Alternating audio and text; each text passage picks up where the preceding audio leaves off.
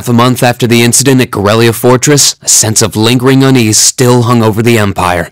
The government increased patrols by the railway military police as part of their counter-terrorism measures, while the noble faction bolstered their provincial armies. There were even rumors that they'd hired several Jaeger corps. At the center of everything was the Imperial Liberation Front. They had allied with a terrorist group from the Republic of Calvert to attack the trade conference in Crossbell. And as we'd seen firsthand, had attacked Corellia Fortress in an attempt to fire the 2 railway guns stationed there. They'd made it abundantly clear that they were no mere insurgents. These were dangerous people we were dealing with. And following their attempts to target Chancellor Osborne and the Reformist faction, rumors started to spread of a possible connection between the Imperial Liberation Front and the noble faction itself. Meanwhile, new information was filtering in from Crossbell that surprised us all. During the conference, one of the representatives of Crossbell's state government made the daring declaration that Crossbell would soon declare its independence, breaking free from its neighbors Calvert and Erebonia. To no one's surprise, both the Imperial government and the noble faction dismissed it as nothing more than delusional raving. But one thing was clear: that declaration only served to increase the tension in Erebonia and across the continent.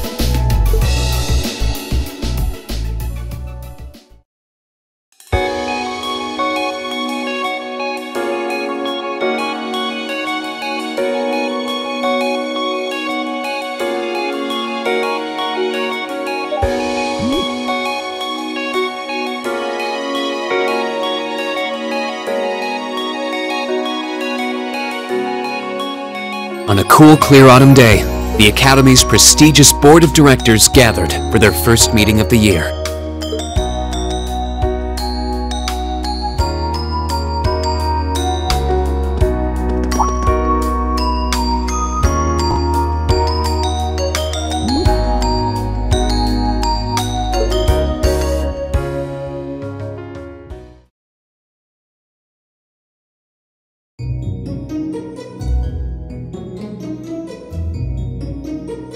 And that concludes my biannual report.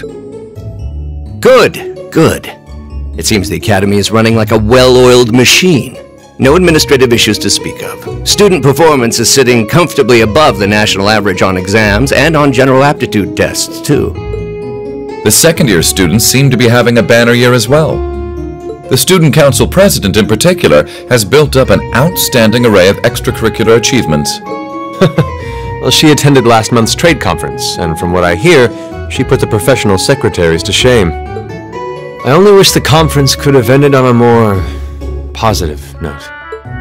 I'll say, the share prices of my company have been on a real roller coaster ride ever since. Undoubtedly, what happened at the trade conference has wreaked havoc on the economy as a whole. But moving on. I couldn't help but notice in the recent exam reports that Class 1 and 2's academic performance seems to be slipping. Perhaps the preferential treatment given to the upper-class students is hindering their scholastic development? Well, students belonging to the nobility are allowed to return home during August to learn more about their family's lands. It's a tradition here, but one I can't help but wonder if we've outgrown the need for in this modern age. If I may, traditions accumulate and hold meaning only so long as they're preserved. Our nation's culture, its arts, its social classes, all are rich with tradition that makes Erebonia what it is, and I believe we have a duty to protect and uphold them. After all, does not this very institution champion the ideals of its founder, Emperor Dreigels? Indeed it does. Though I've always understood Dreigel's intent to be the founding of an academy for the people. Even 200 years ago, when education was seen as the province of the nobility, male commoners were permitted to enroll. Today, we have plenty of young women attending, and the commoners easily outnumber the nobles on campus. Perhaps it's time we started taking strides to realize Emperor Dreigel's true ideal. You seem to be laboring under a few misconceptions here. Commoners were permitted to attend, but only as retainers. Retainers served knights, who served lords, who served the emperor. That's the way the Erebonian society functioned. From that vantage, the structure of the academy in its earlier days certainly seems to have embodied that social order. And if that's so, what is there to suggest that it's not the social order itself that has become the aberration? Well, For one, if that were the case, it would be far easier for me to see my views put into practice. But I can hardly get a word in edgewise between you two. Well, I'd certainly enjoy a return to the way things were in Dreikel's time, at least in that particular respect. Our apologies, Your Highness. well, our role here is to consider your views and work toward implementing them. See what I mean? Would you be so kind as to help me out here, Principal? I'm here to moderate this board. It wouldn't do for me to express my position on the issues at hand. That said, I'm sure your passion for reform will triumph in the end, Your Highness. I suppose I should have known better than to look to my old teacher for sympathy. It warms my heart to see such a fine teacher-student relationship. Now, if I may, I'd like to steer this discussion toward a rather timely topic. We've already touched on the issues regarding the Orbital Net and the Orbital Staves, but I'd like to stress again that the adoption of new security measures for the Orbital Net should be a top priority. Well, I'm certainly inclined to agree. But we'll have to rely on the Foundation directly, as things are looking a little shaky with the IBC. You can leave that to me. The other matter I'd like to review is the use of the Orbital Staves and the Arcus units. Or more specifically, we need to talk about how Class 7 should operate from here on out. Setting aside the fact that my daughter is a member of Class 7, I think we need to reconsider how the class should be run, in light of what happened at Gorelia Fortress. While it certainly proved an excellent chance to see what the Arcus units are capable of, I have serious doubts about whether we should carry on with these field studies, given the current political climate. It would be difficult to do so, I admit. With the terrorists at large and the problems in Crossbell unresolved, these are uncertain times. At the very least, I believe it may be in the class's best interest to cancel this month's field study. We could always resume them once the terrorists have been arrested and the situation in Crossbell calms down.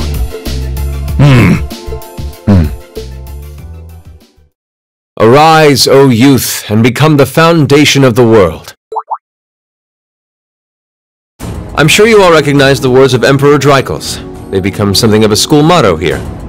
It's my belief that Class 7's actions at Gorelia Fortress perfectly embody the spirit of that directive.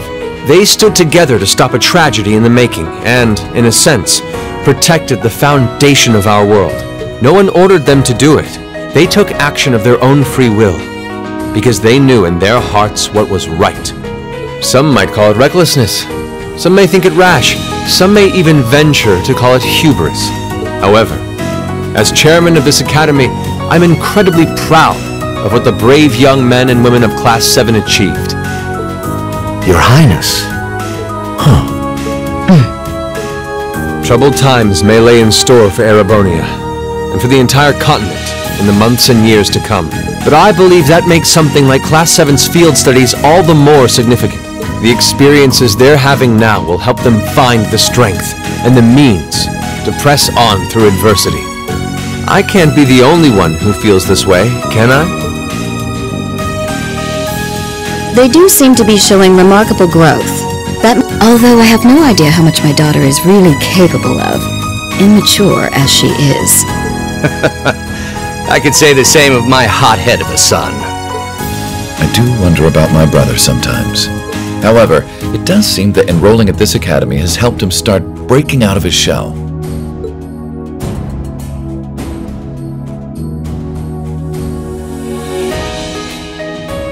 With the Academy Festival coming next month, we hadn't even planned a field study. So the issue at hand is just whether to hold a field study at the end of this month or not. I'd like to ask those in favor of going ahead with this month's field study to please raise their hands.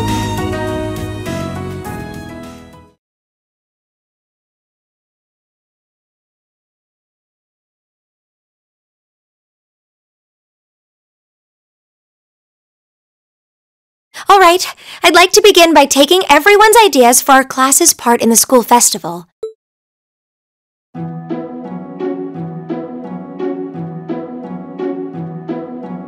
The The festival will run for 2 days next month, the 23rd and the 24th. Equipment setup and the other preparatory work will begin in the afternoon 2 days before the start of the festival. But there's a lot of preparation needed before we get to that point, and the sooner we get that underway, the better.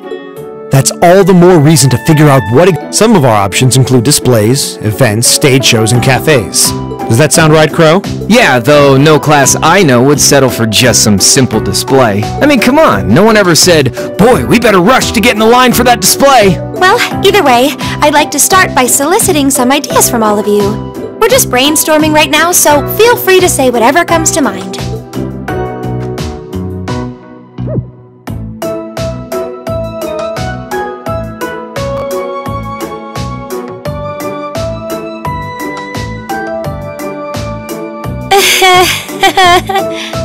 Would it kill you all to give just a teensy bit of cooperation?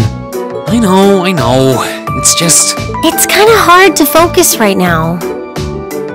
You're one to talk, standing up there with your nervous fidgeting.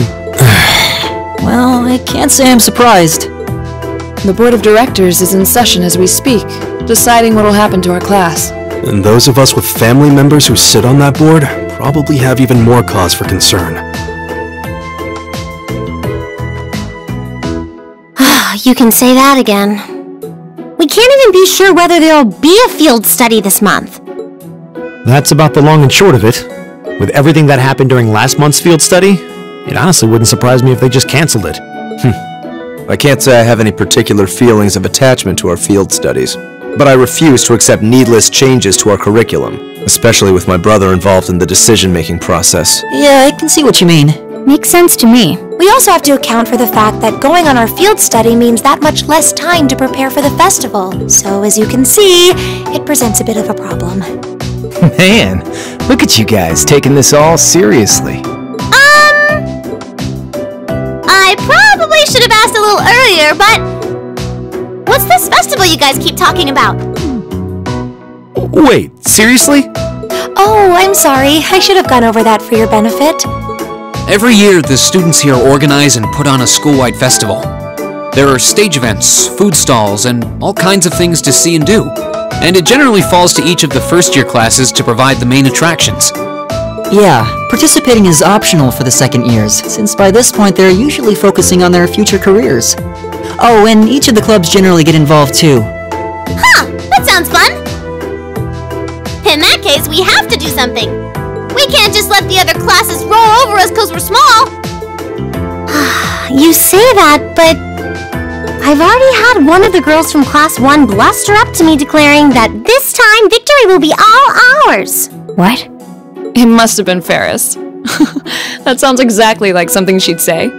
Well, Class 1 does seem to have had it in for us ever since the midterm results were announced. If it's all the same, I'd rather not see the House of High Arms claim yet another nominal victory. But we need to account for the fact that our class is markedly smaller than theirs is. That's certainly true. It'd help if we at least knew what the other classes are doing. It kind of seems like everyone's having trouble staying focused. Come on, everyone, get it together. Instructor Sarah? Isn't this a self-study period? Oh, it was. But I thought you all might like to know that the Board of Directors meeting just adjourned a few minutes ago. So I decided to skip along down here and be the first to break the news. Then? What about our next field study? Are we still on? The Chancellor's not the only one with a little too much iron in his blood. Because the board voted unanimously to have you continue your field studies. You mean it? So that's how it is.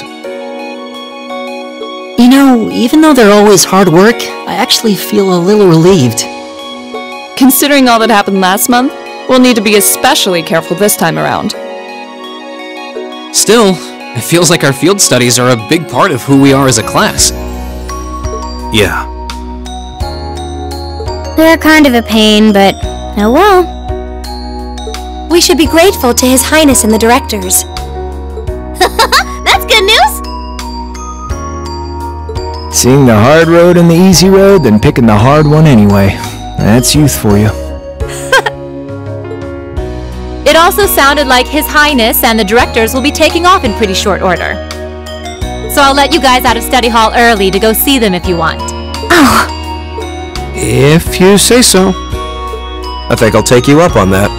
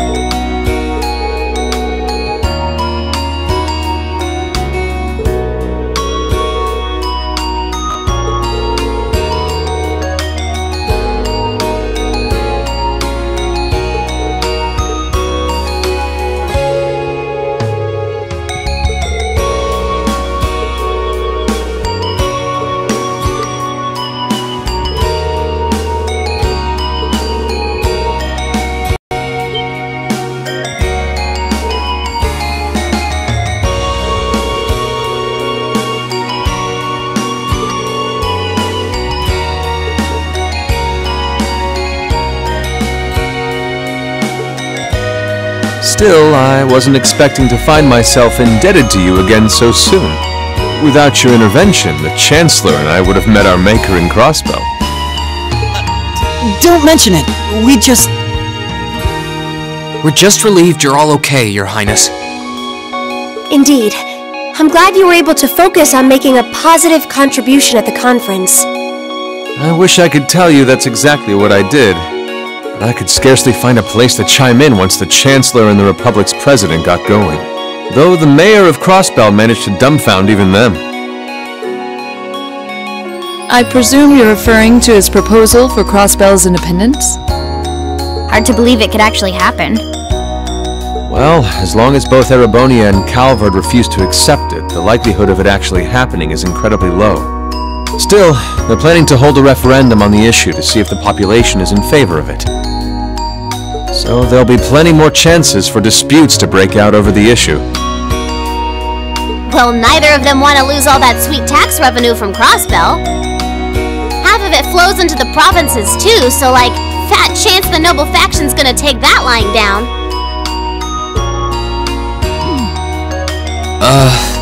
Milliam. I swear, this kid has all the delicacy of a rock to the face. So you're Milliam, are you? Your name seems to have come up with increasing frequency lately. Well, I was hoping for a chance to see the famous Eric Getlem in action, though. Oh, sure thing. Come on, Lamp!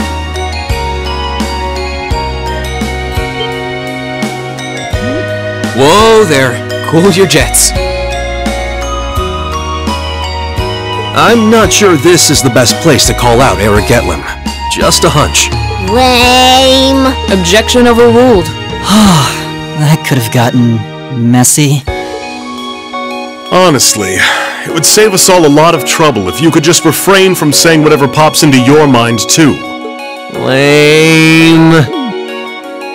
Oh, who might you be? Say, are you from the Vander family? The one who serves as the prince's bodyguard? Oh, did Neidhart mention me?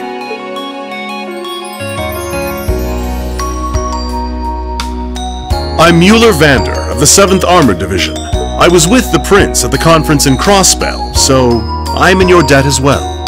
Glad to be able to thank you personally. The honor is ours, sir.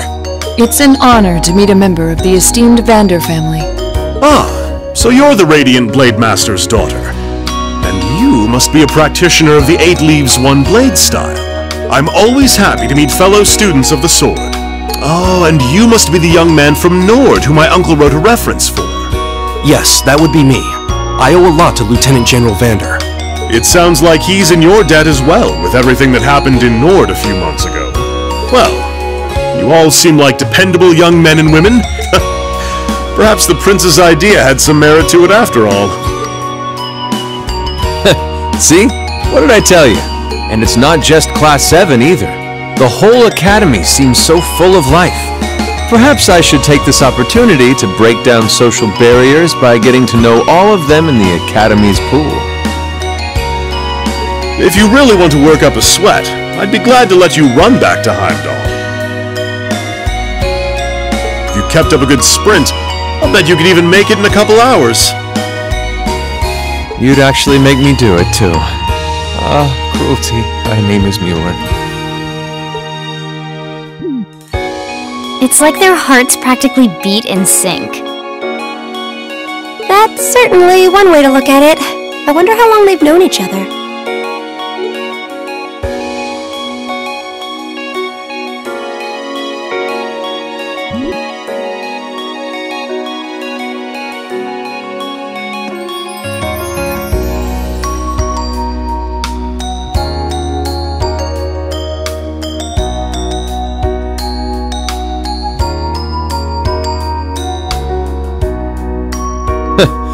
Well then, I bid you all a fond farewell. I hope we have the chance to meet again soon.